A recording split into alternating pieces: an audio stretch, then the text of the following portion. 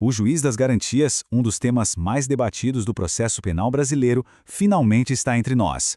Depois de ser validado pelo Supremo Tribunal Federal e agora regulamentado pelo Conselho Nacional de Justiça, essa figura promete redesenhar completamente a justiça criminal. Vamos mergulhar fundo e entender o que isso realmente significa na prática.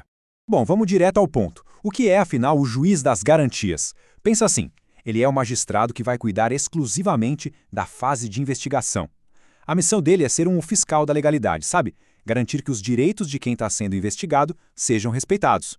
A grande sacada é separar as coisas.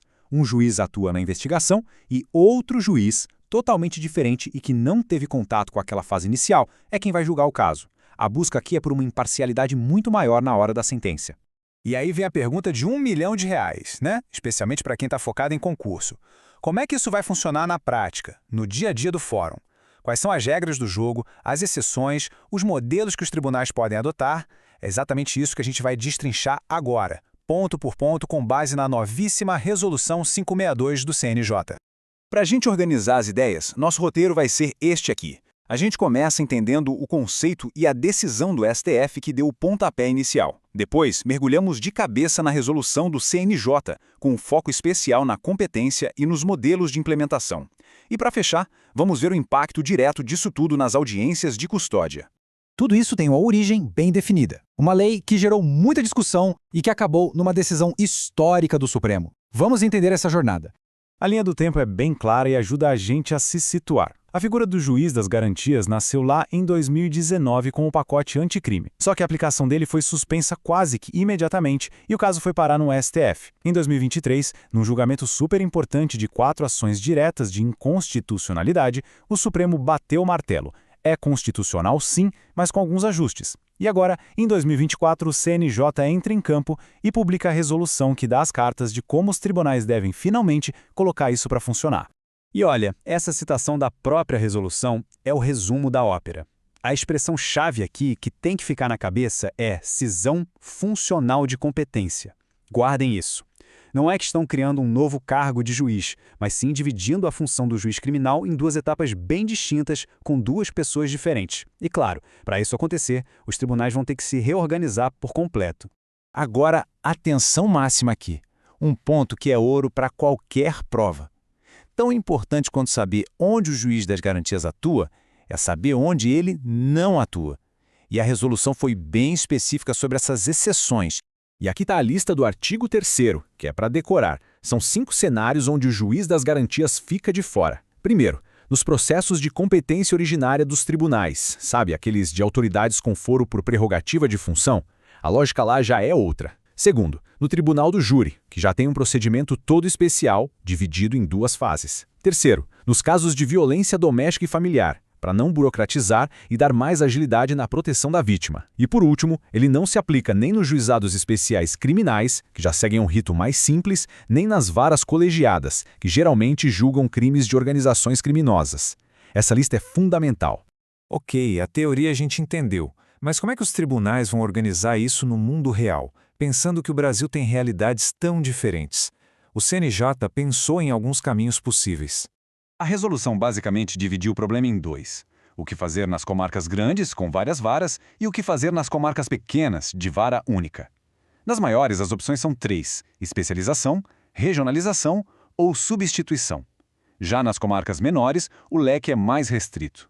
Ou agrupa com outras cidades vizinhas, no modelo de regionalização, ou faz um esquema de substituição com juízos de comarcas próximas. Dá pra gente pensar nisso como uma escadinha de preferência. O degrau mais alto, o ideal, é a especialização. Se a estrutura da comarca não aguenta, a gente desce um degrau para a regionalização. E só se nenhuma das 2 for viável, como último recurso mesmo, a gente usa a substituição. O modelo de especialização é o sonho de consumo, digamos assim.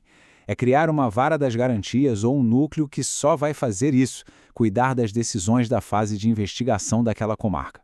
É o modelo que mais se alinha com a ideia pura de separar totalmente as funções. Já a regionalização é uma solução mais pragmática para otimizar os recursos. Você cria uma única vara ou núcleo de garantias que vai atender a várias comarcas de uma mesma região. Os tribunais é que vão definir essas regiões olhando para a distância, volume de processos e facilidade de acesso. Por fim, A substituição é o plano C. É para quando não dá mesmo para especializar nem para regionalizar. Nesse caso, o tribunal vai ter que criar regras bem objetivas para que um juiz de uma vara atue como juiz de garantias nos processos que vão ser julgados por outro colega.